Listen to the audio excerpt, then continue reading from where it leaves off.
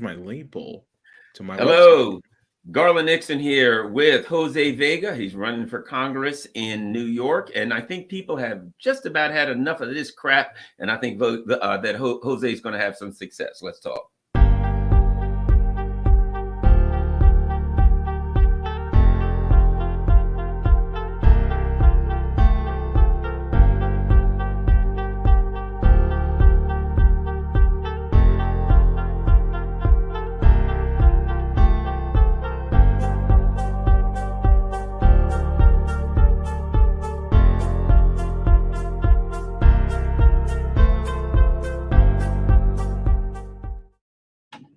So Jose's going to be running. He's running for Congress in New York City. He's running as against a guy that I think is like everything that's wrong with politics right now. A guy named Ritchie Torres. Never found a war he doesn't support. Of course, he's an LGBTQ guy, so they stuck him in there for what I call the rainbow imperialism. That's what I call it. They find a black person, a gay person. You know what I mean? Some person that has some particular facet of them that they can pretend that they're looking out for some group that's being, treated, unfairly, and they can use that to make that person a human shield so they can go around the world and do their terrible, terrible things. Well, Jose Vega has been an activist. You might have seen him on any number of times.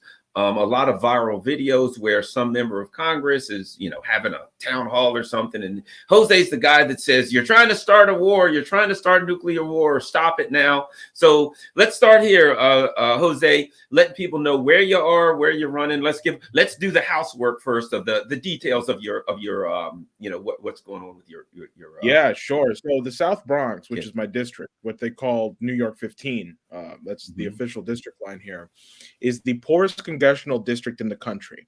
The way they measure that is they measure how many people are living underneath the poverty line of the state. So here the poverty line is $34,000 dollars a year in income, right? So if you're making below that, you're considered below the poverty line. The median income in this district is something like $25,000 or $26,000 a year, right? And in New York City, I live in Maryland. And I live in Maryland. And Maryland's a fairly expensive state. And I'm going to tell you right now, 24,000, you can't live in your car for that in Maryland. I cannot imagine what $24,000 a year, $2,000 a month can do for you in any part of New York City.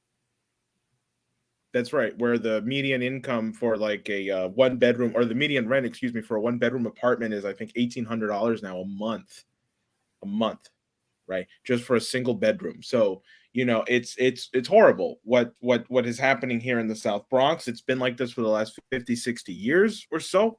Yesterday I had visited the mural of Amadou Diallo. It was 25 years since the shooting happened. For people who don't know, he was shot 41 times just for being outside of his apartment building, reaching for his wallet. 41 shots. And so, that's what one of the things the Bronx is notorious for. The other thing that's notorious for is Kalief Browder. Kalief Browder, for those who may not remember, was a young man who was jailed for a crime he did not commit. It took 3 years for him to be released. The entire time he was innocent. And then when he got out a year later, he killed himself because he was just so beaten down and broken down by the system. So that's my district. This is where I was born, and this is where I grew up in my formative years. This is the Bronx. And I'm running against Ritchie Torres because Ritchie Torres likes to ignore the fact that the infrastructure is collapsing. In December, we had a building here in the Bronx that literally just fell. It just fell apart, right? Thankfully, nobody died, but it just fell apart. Meanwhile, he's ignoring that so he can then go and destroy buildings in Gaza and commit, ethnic cleansing and genocide that's actually happening in Gaza. So that's where I'm running. That's who I'm running against. And we can definitely get way more into that, but that's just a broad overview. And talk a little bit about the Ritchie Torres. I know he's AIPAC funded. I know he's voting in favor of wars, and you have confronted him. Talk a bit about Ritchie Torres. What do we need to know about him? Ritchie Torres is a airhead, just to put it politely. I mean, him and a lot of these other people are not real. Their opinions are not theirs. It is a script that is handed to them. IPAC is also, by the way, on top of money, they give their candidates like booklets, they give them like talking points, like, here, if somebody starts saying that the 67 war was unjustified, here's your talking points on how to counter that, right? Like, and this is all crafted up by the IDF. And so Ritchie Torres was elected here in the Bronx, I believe in 2018 or 2020, excuse me, 2020, yeah, because the congressman at the time, Jose Serrano, was out the door already. So it was like a free for all, like whoever can get the most votes from the Democratic Party. That's usually how these things happen, right? It wasn't some AOC, he unseated some big guy. No, it was just the seats open and he happened to win the race. That's just, there was nothing behind that at all. And, Ritchie Torres is deeply unpopular here in the South Bronx, but what they've done with the district, they've gerrymandered the district. See, so for people who don't know the Bronx, there's the South Bronx, and then there's the Riverdale. Riverdale is a much more wealthier area. That's where a lot of the Jewish population is, and that's where a lot of the people who are pro-Israel are. So in this last district remapping, which only happened a couple of years ago, they gave Ritchie Torres much more of Riverdale and much less of the South Bronx. They actually split the South Bronx in half, right? So that he could get less support of the people of the South Bronx and get more support where the money comes from. So, and that's IPAC money. I don't want people to think I'm saying this is some Jewish conspiracy. Not at all. Just saying that people. Riverdale, huh? Yes. A little story about Riverdale. Little do you know, you might know, because I had a friend of mine that actually owned the Archie Comics. That's where the Riverdale, which was the town in the Archies, the Archie Comics, Riverdale. The owner, Michael Cyberclight or whatever, the original owners of Archie would just drive by there and see the sign that said Riverdale. Well, they named the Riverdale in Archie after that Riverdale. Isn't that interesting? Wow. But at any rate, yeah, interesting story. At any rate, let's talk about what do you know about his record, about the kind of things he supports and what he supported, and then we'll get to you. Sure. Well, for one, he is on the board of the Anti-China Committee, right? Or I think the official name of it is something like the Committee on Oversight of China and their actions in the foreign world or so. And this guy's a big proponent of, there's a Uyghur genocide happening. The Chinese are imperialist, and this is also a proof of the uniparty existence because. It's him, and then it's the Republican Mike Lawler, who are the heads of these committees, and they work in tandem together, right? When it comes to going against China, when it comes to going against Russia. He was an unequivocal big supporter of, the Ukrainian neo-Nazis, of the Banderistas, send all the money to Ukraine. And so when I challenged him on the Nord Stream pipeline, I said, listen, Seymour Hersh just came out with this, a report that the United States was involved in the Nord Stream bombing.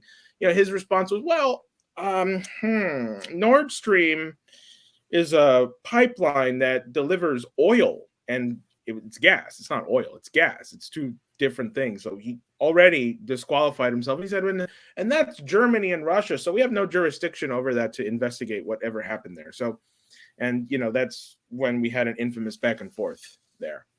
But wow. Yeah, so he's a pro-war neocon in LGBT clothing. Well, that kind of reminds me, I forgot one of the other squad guys, and someone asked him about Donbass in eastern Ukraine. Now, this was like a year and a half after the conflict, after the special military operation. The conflict kicked up in 2022. And they asked Jamal Bowman, what about Donbass in eastern Ukraine and blah, blah, blah. He says, I don't really know about that. I have to figure. Now, this is, and now he supported war and all that. And what we see with the type of people that we have in Congress. Now, they're supposed to be young, people of color, LGBTQ. They use all this crap, right? But the truth is, they don't need to know. They're paid not to know. You know what I mean? It's like they're going to be taken care of because when you ask the question, they don't need to know. They're told how to vote. They're not told, support this. Okay, support that. And if you come to them and say, what do you know about it? If they were honest, they'd say, it's not my job to know about these things. It's my job to do what the hell I'm told. And that's what Ritchie Torres is doing. And that's what he's going to stop doing soon. When is the primary vote anyway? Oh no primary for me. I mean, it's in June, but I'm independent. I ain't primarying him. Okay. I'm running. Oh, okay. Gotcha. Okay. Straight, so let's talk about it. You have announced on what? Saturday? You're not Saturday? Friday. Yes. Well, it hadn't been long. Talk about what happened. Do people seem open and welcome to getting a an anti-war, an empire, voice? I was very surprised, honestly, when I announced my candidacy first I did it unofficially on X or Twitter, telling people, hey, I'm going to make a major announcement on Jimmy Dore show in a few minutes. And people kind of pieced it together at that point. And then when I was on the Jimmy Dore show, I think something like 7,000 people were watching and more because there was also Rumble. So I don't know how many more, but it was a lot of people watching. And I was just blown away. I mean, we raised $1,000 on my appearance on Jimmy Dore show, and then another 1,000 yesterday.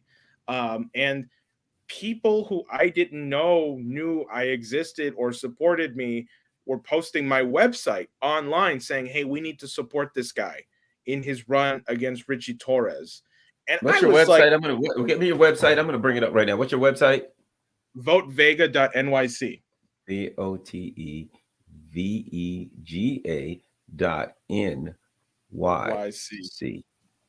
Yeah, and I was just like completely blown away by the fact that people were sharing my website. And this website, I mean, we put it together in just a couple of weeks. The people who made it, I mean, are great. But as you can see, like we starting with like nothing. I mean, that picture was just taken on a cell phone, and like those are my clothes. Those are my winter clothes, That's me. And sorry, hold on. Can you still hear me? Yeah, I can hear you loud and clear. You're good. Okay, no problem. My video, here we go. Yeah. So, that's just me, right? And like, that's just who I am. And, I was just blown away at the fact that people wanted to support me and also we're okay with the fact that I'm not like a cookie cutter guy who's wearing a suit, who says, vote for me because I said this on the Jimmy Dore show. I said, listen, folks, I don't want to make any promises to you. I cannot guarantee you a win. I can't guarantee you a significant vote. I know you might think differently, Garland, but I met with a former state senator, state assemblyman. I can't remember what it was, and I met with him yesterday. He said to me, he said, you should have run as a Democrat against Ritchie Torres. And I said, do you really think so? Do you honestly believe the elections are honest? And he said, well, I was there when they took the voting machines in New York City and then they put them in the Board of Elections building. They locked the doors and then they started switching all the votes. And he said he saw that with his eyes. This is a former state official, okay, in a pretty high up position. And I said, you need to come out publicly with this. And he just kept telling me horror story, but he kept ignoring my request to come out publicly because he was just scared to admit it. And that's why I can't promise people a vote, because if they want Ritchie Torres in there, he's going to stay in there unless people want to prove me wrong. And what that requires is taking up this issue of what they call electric frog. I know we're on YouTube, so we'll stay with terms that won't get us, on the but the electric frog, is real. And if people are willing to take up that issue, if people are willing to expose that issue in the next few months, then maybe there's a chance. Maybe. Now, that's just what I believe. But just to kind of circle back and wrap this all up, people have been supporting me, and it has been honestly amazing. And I would never have expected the amount of enthusiasm that people have, and it's just been blowing me away. Wow. Well, let me ask you this. Have you heard from any press whatsoever, or alternative media? What kind of press contacts have you had? Yeah, excuse me. So I'm waiting to hear back from a couple of bigger shows. You know, I'm hoping Kim Iverson's producer gets back to me. He said he was going to talk to her. I mean, well, I probably shouldn't be giving away all the secret sauce, but um, you know, we were waiting to make an official invitation to Tucker Carlson because he has played my interventions multiple times on his on Fox News. And actually, I can tell you this: the last week that he got kicked, that he was still on Fox News, the week he got kicked off, I was reached out by his producer asking me if I could come into the studio the next week. And then at the end of that week was when he got booted out of Fox News. It was you. You're the one that they said we can put up with a lot of things, man. You can interview Putin, but doggone it if you're going to have that Jose Vega on our show. Yeah, I think the timing just was awkward at that point. But you know, I am going to make a formal, you know, invitation and see where that goes. I mean, other than that, I was also surprised at the fact that there were some people who've had me on their shows before who are right wing, who are complete Israel fanatics, reach out to me and say, "Hey, you know what? I hope you can win." Wow. And it's like, even though I think you're wrong on Gaza and Israel, let's see you do something. Let's see you put up a fight. And some of them are even willing to bring me back on despite my my stance that there's a genocide happening in Gaza. They don't see it that way. They don't even want me to try and convince. They want to. Anyway, you know, yeah, I yeah, that's kind of been the response from the end. Of course, you know, I was on Due Dissidents, I was on Jimmy Dore. I have, you know, Craig Pasta. I think I'm going to be on his show tomorrow night, and I'm going to be on some local New York podcasts as well. The next step here is to get on Spanish podcasts, you know, because I can speak Spanish, and you know, a lot of my voter base is Hispanic. A lot of them, you know, may not speak any English for all I know, and so, you know, it's going to be important for me to start getting on Spanish radio. It's going to be important for me to start getting on Spanish podcasts. I mean, you think Jimmy Dore gets views, or Joe Rogan, man? These Spanish podcasters get like millions of people Oh yeah, right yeah, now. yeah. Because like half the world speaks Spanish, you know. Right. So, you know, yeah. So that's kind of like, that's kind of been my strategy, is to just stick to dissident media, stick to the alternative media, you know, where people really want to talk about these things and support an independent candidate. So let's start here then. Let's run down your positions. All right. Let's start here. I'm going to throw the word out for you. okay. Russia, Ukraine, your position on that conflict. Well, that whole thing was provoked by NATO since 2014, and honestly, you could go back even further than 2014, because there was a pledge that NATO would not expand eastward, and they continued to expand eastward. And finally, the dam broke in 2014 with the Maidan coup, and then there was the shelling happening in Donbass. So, you know, was Putin justified in launching the invasion? I'm still iffy on that, but I completely understand why he did it. And the United States and NATO are the perpetrators, and they were the bullies in that conflict, not Russia. Yeah.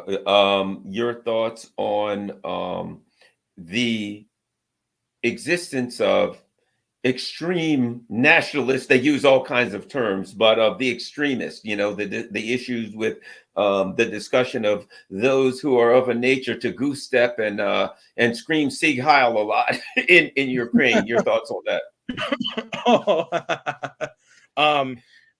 Well, Victoria Nuland was the one giving them all the money, right? And that's she said it out loud. You know, we get what, $5 billion to achieve our goals. That's an exact quote from Victoria Nuland, right? And congressmen, including Hakeem Jeffries and Max Rose and other congressmen, all signed a letter warning about those who like to Sieg Heil in the Ukraine, saying, hey, we got some problem with the people who like to wear the armbands on their arms. What's going on? You know, so the Congress was warning about this in 2014, 2016, 2018, but suddenly it's not a problem when we need them, right? When we need to Right. support the Mujahideen, then it's okay. Then there are freedom fighters. But when they, start taking the things that we give them and using it against us, then it's, whoa, they're terrorists. So Yeah, the thing I find interesting about ISIS is we're here to fight ISIS, but for some reason they always attack like Iran and all our adversaries and never attack us. And interestingly enough, the other day when the US like bombed Iraq and Syria, ISIS almost in coordination attacked some of our enemies at the same time. Kind of almost like we're working together at times, I always wonder where they get all of those money and weapons, and they always attack our enemies. At any rate, okay, so let's jump to China. Your thoughts on China? Oh, I was just in China. I was in China in September. One of the greatest times I had. I was in Beijing for 5 days, and then I was in Sichuan or Chengdu for another 5 days. I mean, full disclaimer. I was there as a part of a delegation trip. I was invited by the All China Youth Federation. I guess they still consider me youth. And the Schiller Institute was invited to send out a youth delegation. So I was there along with 14 other young people, and we got to tour around China. We got to go to, we spoke at Tsinghua University and Peking University. We gave lectures to like some of the biggest names in Chinese politics and Chinese business on the Belt and Road Initiative. We were there to explain our policy position. We were to explain, what is the future look like for U.S.-China relations and how are we actually going to fix it? And so, with China, I think what we need is collaboration. We don't need to be warmongering with them. I think the fact that we keep giving weapons to Taiwan, and Nancy Pelosi goes and visits Taiwan, and then she says, well, and then we say, no, but we still recognize one China. But if something happens to Taiwan, we may or may not respond. The strategic ambiguity, it's idiotic. It's just warmongering. And what it is, it's another domino to fall. They have these dominoes to fall, right? So the Israel-Gaza question was always brewing, right? So if they needed that to fall, it could have fallen at any minute. Same thing with Ukraine and Russia, right? If they needed that to start, if they need to start a war, they have a few places where they can start one. Right. So Taiwan, China is another place where they can start a war if NATO and the US and Great Britain want to start one. That's my position on China is we should collaborate and work with them, not start a war with them. I'm with you. I'm interesting. You're running as an independent. I'm an independent too. And if I was, whatever run, it would be as an independent. And it's interesting to see this. You've got, of course, the Democrats, right? Oh, Russia's evil. Russia's terrible. Russia's horrible. Oh, it's the worst of everything in the world, right? And then you get these conservatives or libertarians who say, well, that's preposterous. That's ridiculous. How can you let Joe Biden and John Bolton and all of these lunatic neocons drag you into conflict with Russia when it's all lies? But now China, the very same people, Biden, Newland, Blinken, Sullivan, John Bolton, the very same people that they will admit are absolute warmongering liars about Russia. For some reason, they're right about China. And I just think to myself, I'm looking at two brainwashed cults here. And you know what I mean? They hand this brainwashed cult this enemy. They hand that brainwashed cult that enemy. And for those who are like stuck in the middle, hey, why not both of them, Russia and China? Either way, they win. I find that interesting. Okay. So we've covered Russia and China. Your thoughts about I'm going to throw one thing after another at you, right? The tough ones, man. But okay, let's go to Gaza, Middle East. Your thoughts? Okay, Gaza. Your thoughts on Israel-Gaza, that conflict? Well, maybe I'm a little more extreme than my cohorts because this idea of what it means to have a right to exist, I don't know if I buy it. I read recently a history on Israel and FDR was warning that if you put Israel where it is today, you were only going to have conflict and angry Arabs. And that's what happened. FDR was right. And the problem was that FDR died. If FDR had not died, I honestly think, the future of America would not be what it is today if he had just lived one more year. But, excuse me. But, there is an Israel now. There are people who've been born there now. And as to whether or not, there should continue to be an Israel after this, I don't know. I don't know if I'm the person who can make that. I know there are people who are much better at negotiating this, like Marwan Baghouti, who is in jail right now, who needs to be free. That guy speaks Hebrew and is from Palestine. That guy should be involved in negotiations. My immediate solution to the Gaza question is ceasefire right now. And then what you do is you bring in other countries. You put Russia in there, you put China in there, and you say, okay, what do we need? We need immediate aid. We need immediate food. We need immediate water. We need to immediately rebuild everything that was just destroyed and more, and completely redevelop Palestine and recognize there being a Palestinian state. There needs to be a recognition that Palestine is its own sovereign country, and you let them stay sovereign, right? They say, Israel likes to claim that Gaza and the West Bank are sovereign. That's not true. Israel controls who can come in and out of that border. Israel controls who gets passports and who doesn't get passports. There's no such thing as sovereignty in Gaza and the West Bank. So there needs to be that. And I think, you just need a rapid development program right now for Gaza. And then you let the international courts of justice determine, where does Israel fall as a country, and where does Netanyahu and his government fall as well. It's going to be a very messy situation, a very complicated situation. But the other thing is, it's like, how do you actually create peace in that environment right now? Because if you're a 9-year-old and some IDF soldier breaks into your house and blasts your dad's brains all over your face and your body, there's something about me going over there and saying, now you have to live in harmony with the Israelis, that just does not feel right for me to do, and that's just me being honest. I don't know. That kind of mercy would have to come from those people if they would, want to exercise that. So that's where I stand on the Gaza question. Iran. I think we're just going into another war. I mean, what Biden is about to start another war with Iran. Why do we keep picking on Iran? It goes back to Zbigniew Brzezinski and the great game and the great chessboard. I mean, this is all just geopolitics manipulation, right? Why don't we leave Iran alone? Why don't we leave Syria alone or Afghanistan alone? Why are we there to begin with? We have no reason to be there, right? This is all about control. So, leave Iran alone. Honestly, okay. I'm going to hit a bunch of things, but I want people to hear your thoughts on there's something that's this controversial issue, right? And you've seen it amongst the circles of the, ultra liberals, this business about, what is it? And I think it's important to talk about these kinds of things. What is it? The story time, the drag queen story time. Oh, the drag queen story time. Let's get into all these little things, because these are things that people think about on a day-to-day basis, talk about, and I want to hear from you, to throw all that stuff at you and just get what you think about it. I'm just going to give you the term drag queen story time. Jose, your thoughts?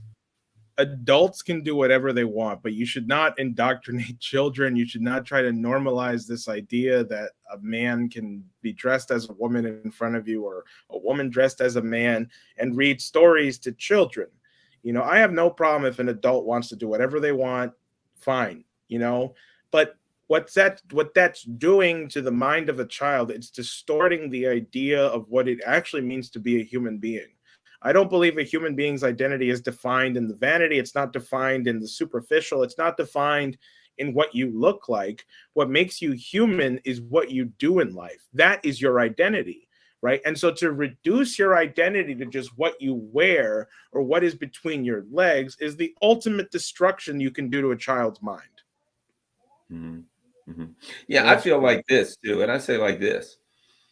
If somebody said we're going to have stripper story time, because the drag queen, if you look at it, it's always hypersexualized. It's hypersexualized. They've got on the tight clothes and the sexy clothes. And okay, if somebody said we're going to have women come in, strippers to the kids, and they're going to be in high heels and short skirts and hypersexualized gear, I would say no, because we shouldn't have hypersexualized activity for little children. When you're grown, as you said, hey, adults do what they want. I fight for the rights of adults to be able to live as they please. It's none of my business, and I don't, approve or disapprove of it. It's your life. It ain't mine.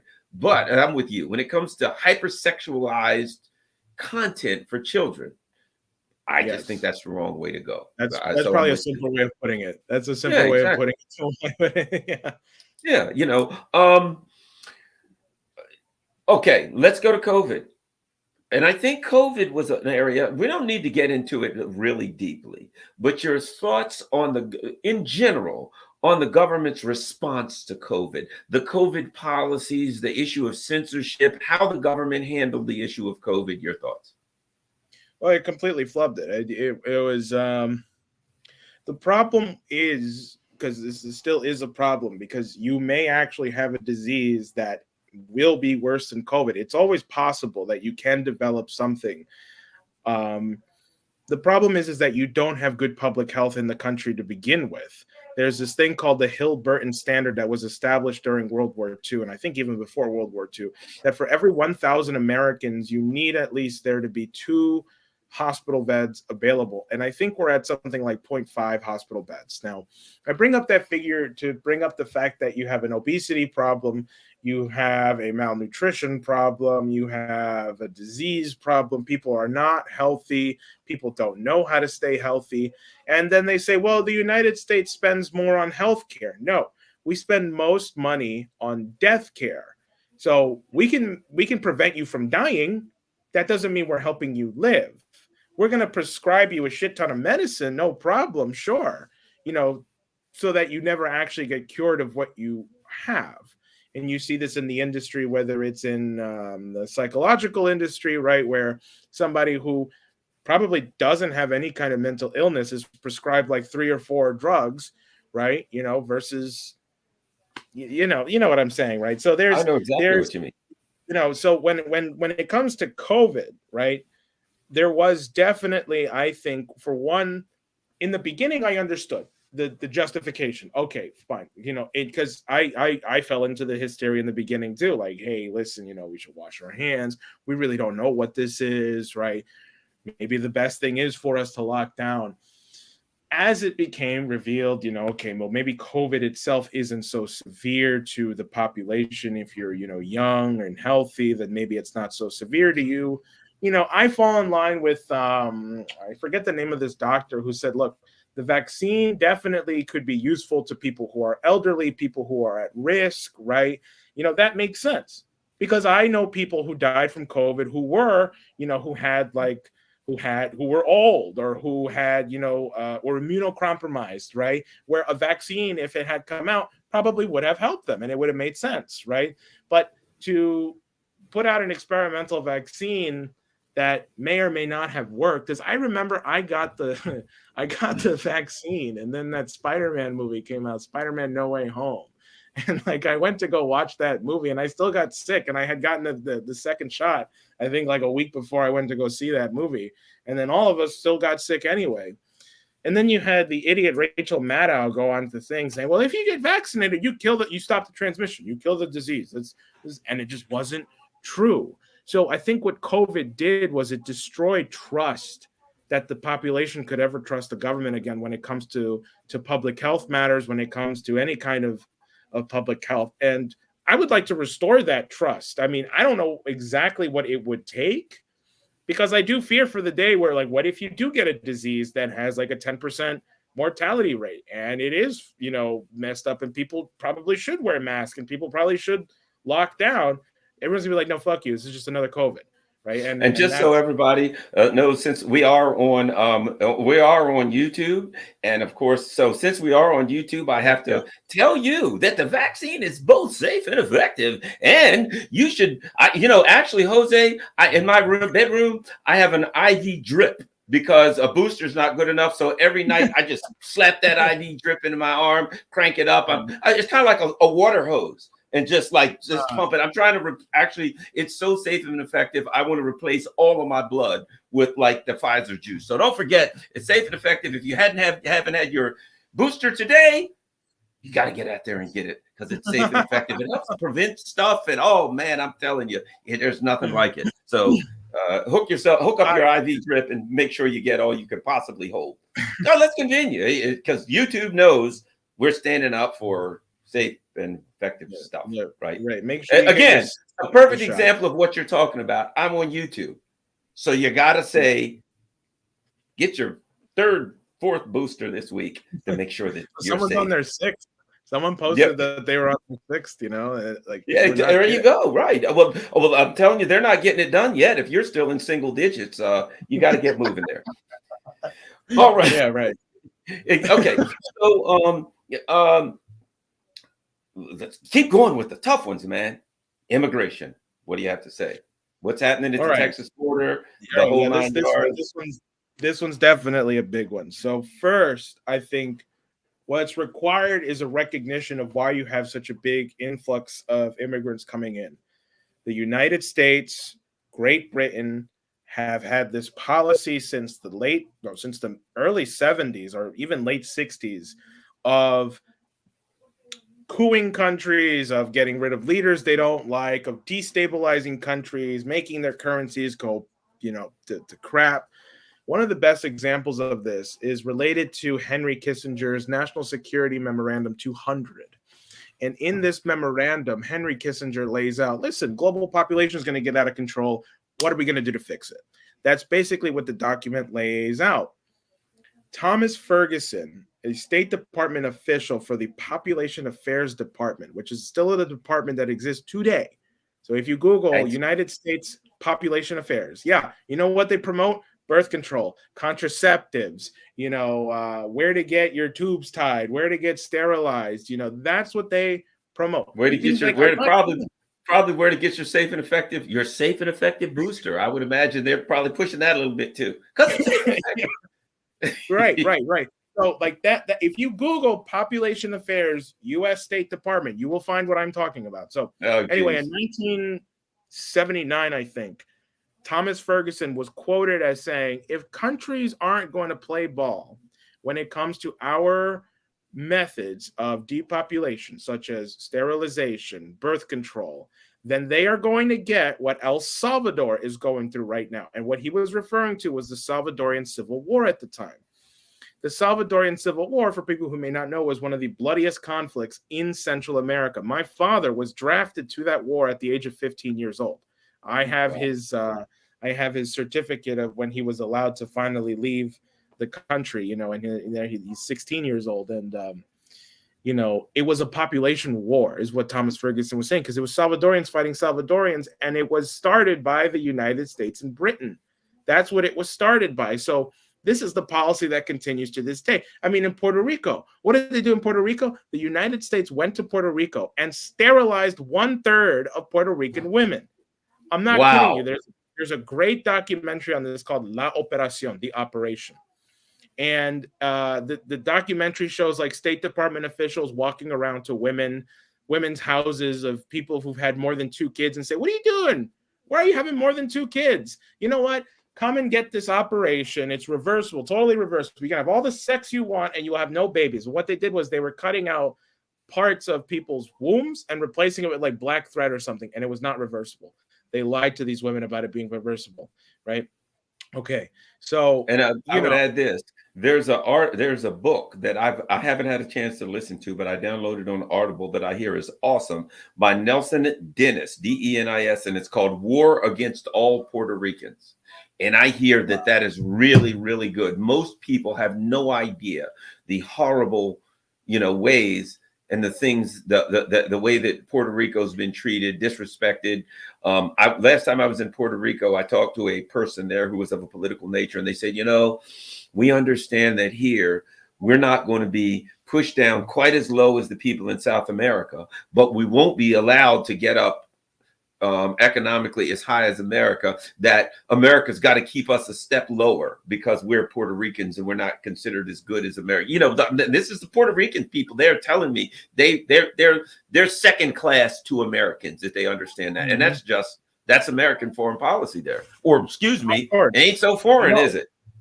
No, and I go to a boxing gym. I started going again recently, which is run by a Puerto Rican guy named Ponce. And Ponce is a Puerto Rican nationalist. Okay, I mean these guys are like the militant, Hmm. hardcore, like you do not fuck with them kind of like Puerto Ricans. Okay, they are awesome though. But and the reason why the boxing gym is called El Maestro, it's named after a very famous figure in Puerto Rico named Pedro Albizu Campos.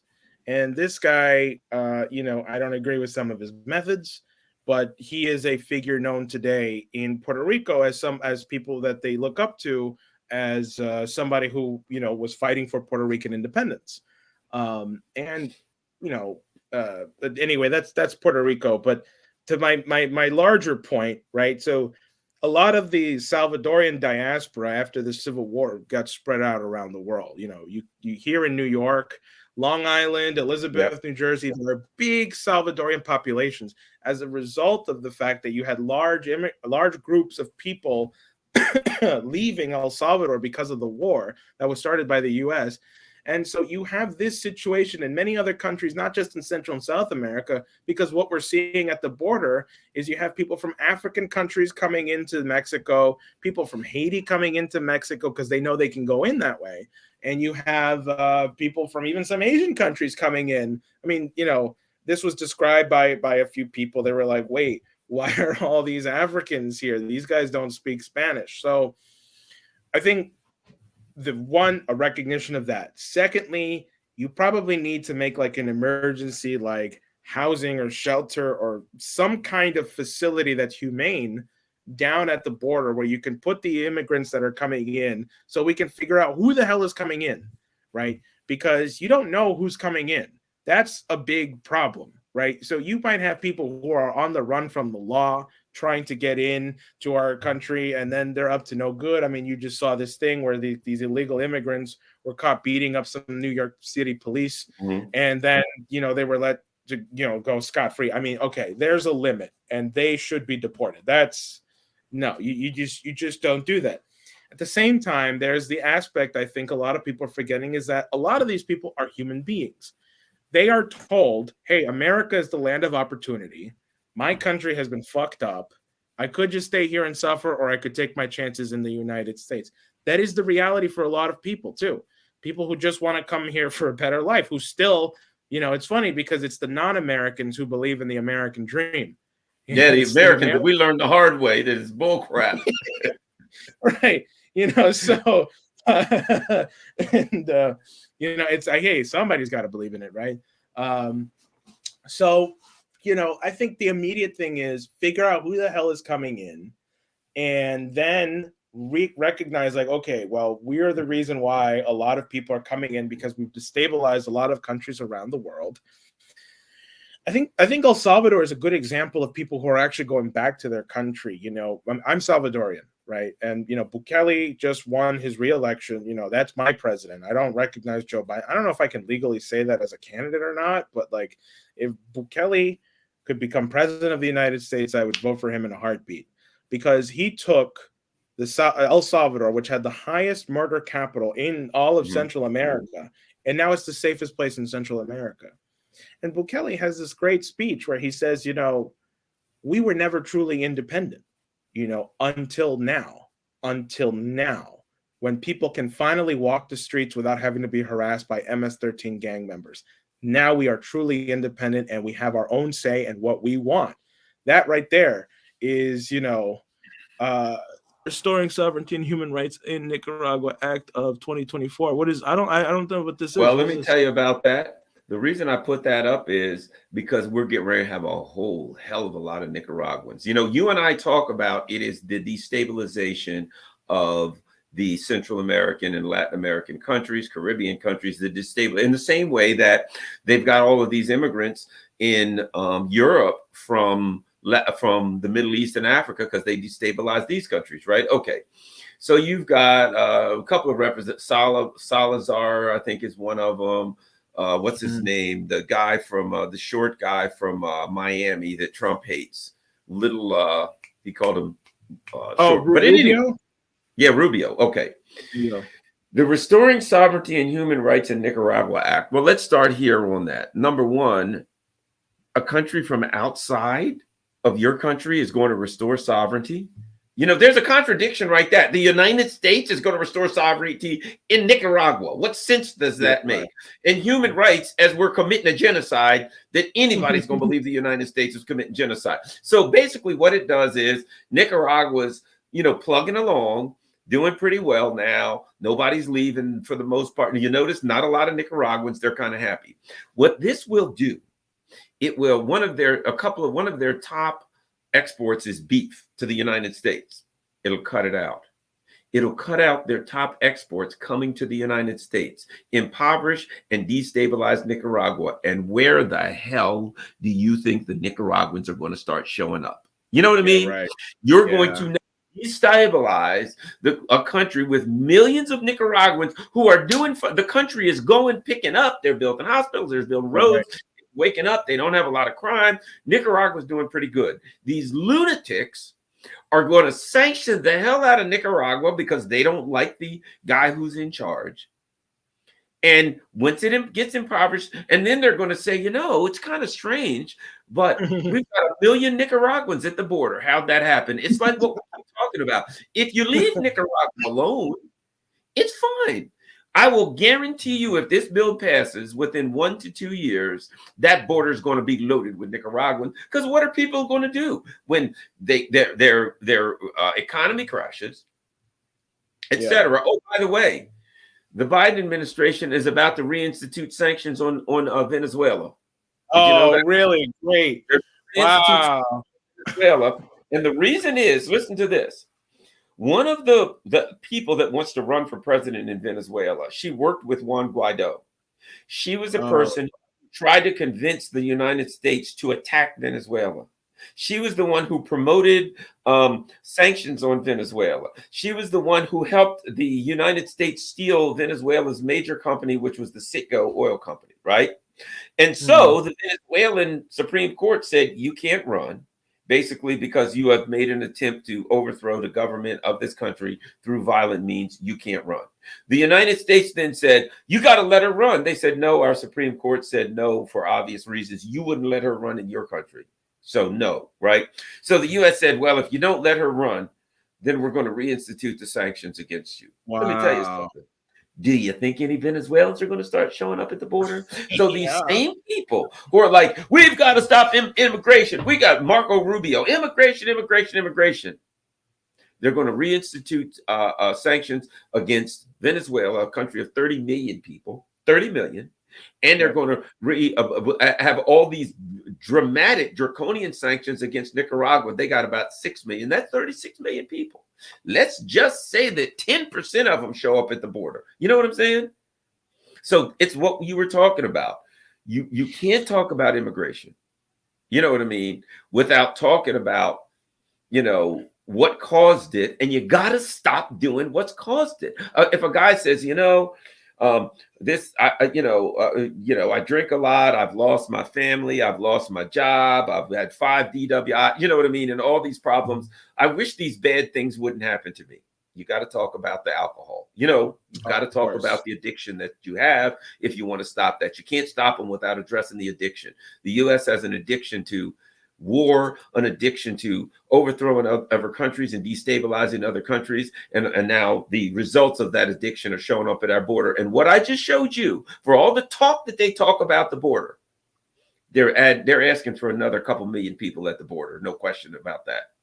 Yeah, you know, well, I'll take this opportunity here to say, look, you know, what's required right now is for people to elect themselves to decide to stand up and do what I've done. I don't know if you've been seeing, Garland, but like almost every day, there's like an intervention going public and viral. Like Biden, every appearance he has gets interrupted. Kamala Harris, every appearance that she has gets interrupted. I've had nothing to do with those in the sense that I didn't tell people go do it. People have just been doing this. There's been one happening every day, pretty much. And we need to accelerate that too. And that's kind of what I hope my campaign can inspire people to do.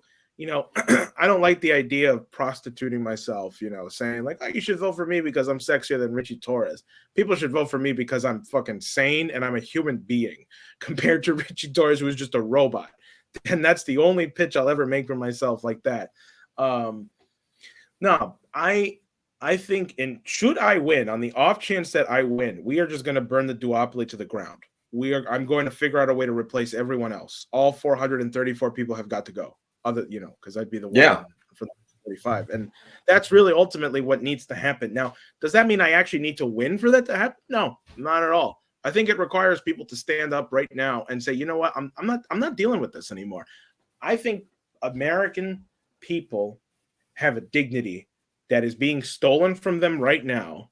And they need to decide whether they're going to take that back or not, because we can complain all we want. We can argue about all we want. What are people prepared to do? And, you know, AOC recently, she said this thing. She said this stupid thing. She said, I don't endorse Joe Biden's genocide Gaza policy, but we should still vote for him anyway because, you know, electoral politics is not about, you know, getting everything you want or embodying, you know, everything you want. That's what we got with Trump. I said, you know what, if you genuinely believe that, if you genuinely believe there's no candidate that represents what you want right now, then you should take, AOC should have said, I don't like any of the candidates. I only trust myself. I'm going to run for president. You know why? Because that's her electing herself. And she's saying, I'm not going to win. I don't know if I'm going to win. Probably not. But I would rather, and this is true for me, I don't want to go to the ballot box in November and see Ritchie Torres' name unopposed. I would want it myself and give people in my constituency the opportunity to not vote for some genocide. Maybe I should be careful with those words because of our platform. Somebody who denies the realities of what is happening in Gaza. You know, I want to give my constituency the option to pick somebody who, you know, is not going to support what's happening in Gaza at all. So, yeah, I'm with you, man. I tell you, I only wish, you know, being a little old schmuck, regular old working class guy, I got to work for a living. If I didn't have to work for a living, believe it or not, I'd run for president just for the hell of it. I would absolutely run for president if I could afford to, if I didn't have to, you know, pay a mortgage and bills and stuff like that. You got to get you Trump money. Yeah, how about that? Okay, so let's go. Ready? Next word, Trump. Ooh, there was a documentary that just released about me. Actually, it's on Due Dissidence. People can watch it on Due Dissidence, the YouTube channel right now, where I actually go through this. I was a Bernie bro in 2016, and I want to preface this by saying I was 18 years old. So I was too in 2016. I was a big Bernie bro in 2016. I thought it was something different. You know what I mean? It made sense at that point in our development. But continue. Yeah, can you actually, like, I've been trying to understand that phenomenon that people felt. You know, a lot of people who saw the intervention I did on AOC, Brianna Joy Gray, Glenn Greenwald, Katie Halper, this one and that one, all of them said the same thing. I believed in Bernie too. Could you actually tell me, like, from your perspective, why you think Bernie Sanders was such a big appeal in 2016? Yes, because we had only heard stuff that's approved by the system.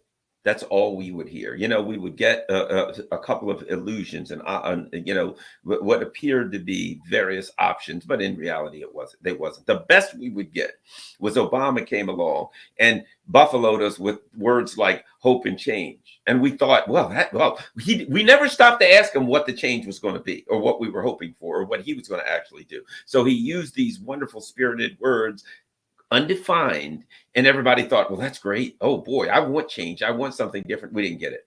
Along comes Bernie, and he was saying things. But if you look back at the things that Bernie said, for the people, those of us who hadn't really looked into his history, didn't understand how inured he was to the actual system and how much a part of the system that he was. He said things that made damn sense and that gave the appearance of being something different. In hindsight, he was kind of playing his role in the system, as far as I'm concerned. He was very much playing his role. And then once they cheated him, then he said, all right, I'm going on the stump for Hillary. So he didn't really believe in what he said, but it made sense because he was saying something different in the same way that Trump was saying something different. And the fact of the matter is this: in 2016, if this were a democracy, it would have been Bernie versus Trump, because both of them were saying things that were different, right? Whether or not they did anything or different is another question, but the system couldn't even allow Bernie, who says something different, to be in, right? But now we've since seen what Bernie is. But so, yeah, it made sense where we were politically at that time to support, for people that on the left to support, or, you know, Bernie, or on the right to support Trump. To me, it made sense. Now we know more than we know. In hindsight, okay, yeah, things are different. So so I was asked about this in this documentary, and I was a Bernie bro. I was still a high school senior at the time, and like I remember the memes, I remember Bernie fever, so I fell into it. And well, it's what you said, right? Then he lost the nomination and was cheated out of the nomination, as we found out from the WikiLeaks emails, right? So, you know, the DNC conspired to make sure that Bernie couldn't win. And then he goes and endorses Hillary. And for me at the time, I thought, okay, well, you know, I'm fed up with establishment politics. Nothing is working. It doesn't make sense to me. There's this outsider named Trump. The media doesn't like him. Hillary doesn't like him. I am afraid to death of Hillary Clinton. Maybe this could be a net positive. So that was my 18-year-old mind thinking like, okay, well, you know, maybe we can get something different. Now, well, you know, it wasn't all that different. And, you know, I don't necessarily regret my vote because, hey, you know, the stuff with Ukraine would have happened 4 years earlier, in my opinion. Exactly. I mean, we might not be here if Hillary was. Hillary Clinton was saying we need to treat the Russian hacking as like an act of war, and that she was ready to, you know, go to war with Russia over this. So, you know, in the beginning of Trump's presidency, I think I was a little optimistic because he went to China, he went to Russia, and I still remember that trip he took to China, and he met with Xi Jinping, and he brought his granddaughter, and his granddaughter started speaking in Chinese to Xi Jinping, and there was like this like goodwill, like, hey, maybe we might avoid World War III here, and maybe things might just be fucked up domestically. That's okay. You know, I can live not living in a nuclear, you know, mushroom cloud. But no, then he hired the swamp. He had people like Mike Pompeo, John Bolton, you know, Bill Barr, and the others, and that was his downfall. That, you know, and I mean, he was always that, and now he's saying, well, you know, I probably will continue to fund NATO. I was the biggest funder of NATO. I brought all the money to NATO. You know, that's what he's saying now. So, and this is the one that kills me. Now Trump says, yeah, if you bring me in, I'll put a 60% tariff on things coming from China. Last time I checked, pretty much every damn thing on Amazon. He literally said that 60% tariff. Everything on Amazon, everything in Walmart. So now it's going to this country. What exactly. Is that going to do? It's going to kill Trump's saying, I'm going, because a tariff is basically a tax.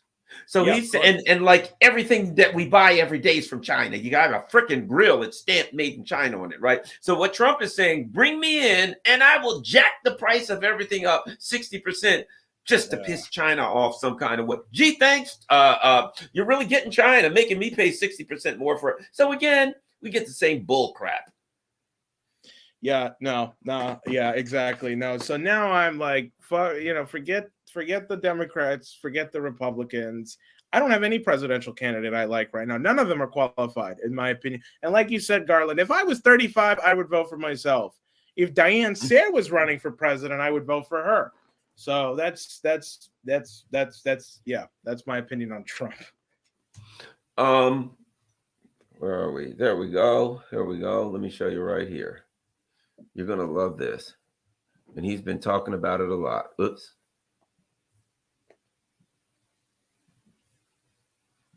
Here we go. How brilliant is this?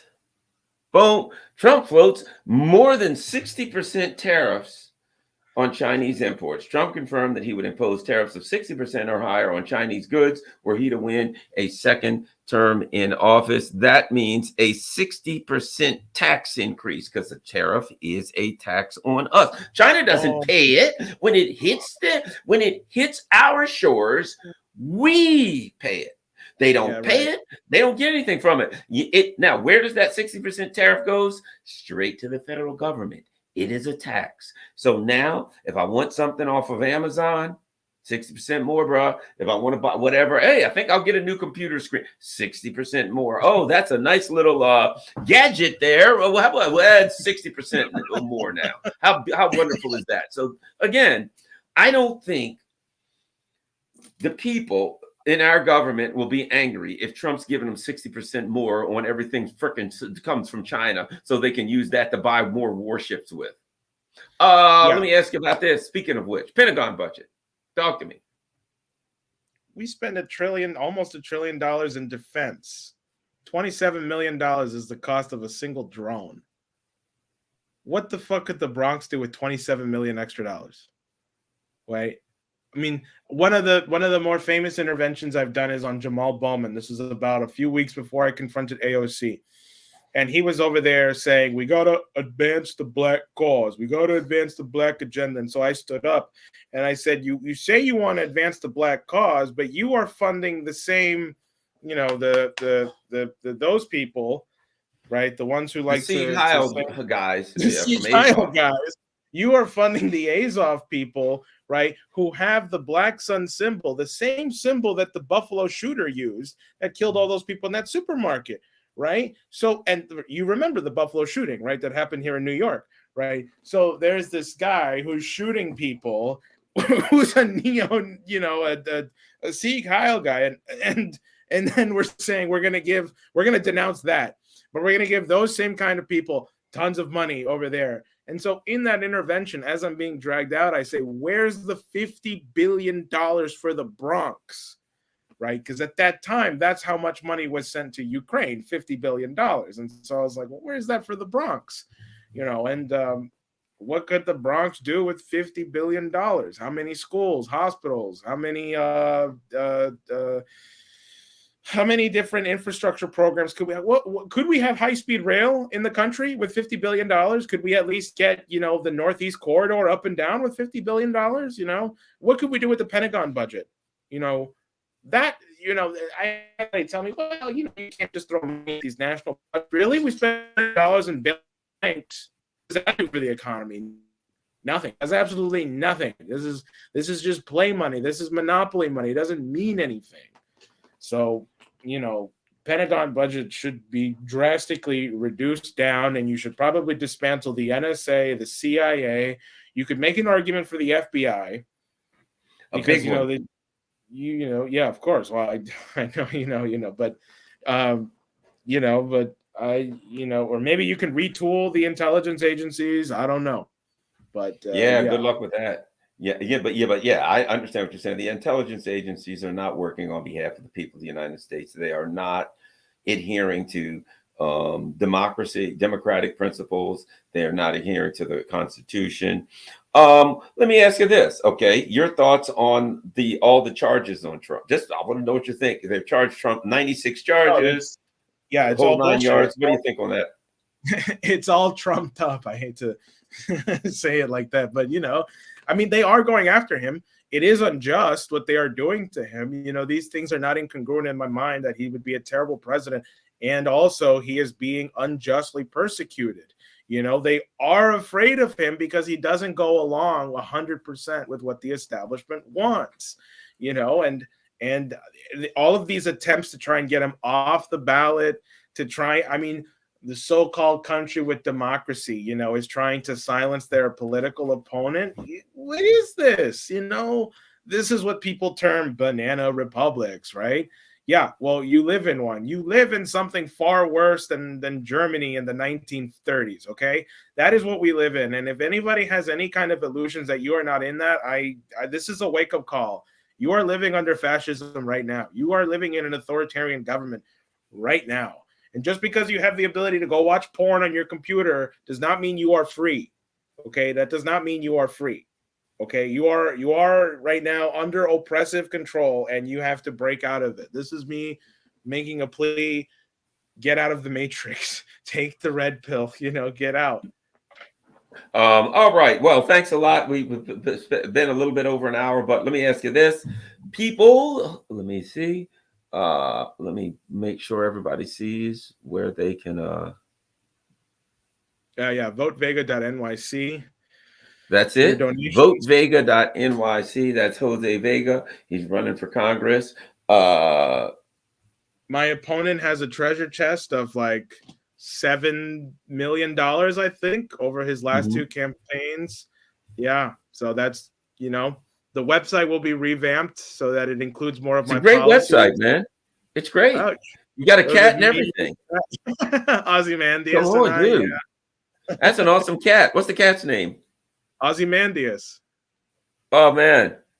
Yeah. Ozymandias. That's a heck of a name. That's a cat. I think personally that the cat, if you win, that cat has to be like a co-member of Congress with you, as far as I can see. He's Yeah, got to help work to make the decisions. He's got to be a part of your team. Possibly, I'm thinking, maybe we're looking at your chief of staff.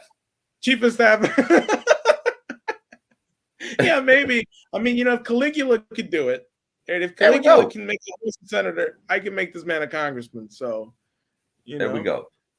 And here's the big part. You see that donate button, everybody. Power, not force. I love that. I've also often heard power is only power until you use it. Then it becomes force. Power is potential. Power is when people believe you have the potential to do things. And then force is when you use it. And then all the power. Once you use it, it's all gone. Once you use force, once you resort to force, you have no power anymore. So at any rate, so that's votevega.nyc. And you're going to get in Congress and, wow. work on some things that definitely need to be worked on. I see. Oh, last but censorship. Yeah. Your thoughts on censorship? That people like me who are thrown off of X and, every time I turn around, we're being told that somebody who doesn't agree with the government or the official CIA position is spreading misinformation, disinformation, malinformation. Anytime they can put like a prefix to the word information, they stick it in there and they, demonetize somebody or throw them off wherever, or put something in front of what they said. When it's true, like somebody says something that's 100% true and they'll put something about this needs context, whatever. I don't even know what that means. Your thought on the whole disinformation, misinformation. Remember Scary Poppins, the woman that was singing the Mary Poppins thing? Misinformation, that's the last subject. One of the things that I really respected Diane Sayre's campaign for was that she was publishing newspapers, and we were going out in the street and handing them out, as a way to get real information out there, news that, people like the Gray Zone talk about, or on EIR.news, right? Like real, honest news and information. We were just handing it out there. That's what we were doing, right? To as a way to stop the censorship. There does maybe need to be some kind of like retooling of the Constitution or of the First Amendment that, makes it so that social media platforms just can't censor you. I mean, I understand the need for moderation, of course, if there's illegal things happening. I mean, we have laws in place for this already, right? Of course you can't go on social media and say, you're going to go kill people or something. Yeah, that's illegal. Certainly. And that's already illegal, whether you do that online or offline, right? So there are laws already, and the social media, it's not moderation. It's we want to control the narrative, and we need to break out of the narrative. That's what our job is to do. So yeah, all right. That's Jose Vega. And there we go. Put him in Congress. There's the chief of staff right there. There's right there. There's a guy that can really make this operation happen. He's got a look on his face that says, I'm going to make a change. All right. All right. Thanks a lot, Jose. All right, everybody. That's Jose Vega. Thanks a lot. Go to his website. That's votevega.nyc. He's running against Ritchie Torres. Boo, Ritchie Torres. Yay, Jose Vega. And of course, if you follow me, you can see I'm on Telegram and Patreon and all that kind of stuff. And you can go over to my Rockfin channel. Make sure you become a member of my Rockfin and my Rumble channel, because on any given day, they may just decide that people like Jose and I are running our mouths a little too much on YouTube, and they may want to bring that to a screeching halt. So make sure you follow all of us on the alternative media platforms, not just the Google-owned YouTube and stuff like that. All right, votevega.nyc. Thanks a lot. You get the last word. Any last word you have to say for our listeners? I can't promise a win. I can't promise a vote, but I think now's the time for people to elect themselves, to stand up for the truth, keep the Socratic tension going, keep the interventions going, keep the protests going, keep the pressure up, and interrupt Biden, Harris, and any other congressman. Whenever you see them, interrupt them, bother them. If they're eating dinner, excuse me, I'm sorry to interrupt you, but where's the ceasefire pass? Where's the ceasefire resolution? Keep doing that. So, vote Vega.nyc. All right. Thanks a lot. That's Jose Vega. Everyone, make sure you share this on all your social media platforms. As you know, I'm not on X, so really piss him off on X. Share it, share it, share it. And by the way, do like hashtag Jose Vega, hashtag vote Vega, all that kind of stuff. Make sure and share his website on there. If you got a few pennies, whatever you got, every little bit, if it's $5, $10, $20 that you can donate to Jose Vega for Congress, let's give these people hell, and let's get some people like Jose who are making some sense in Congress. Peace. We're out.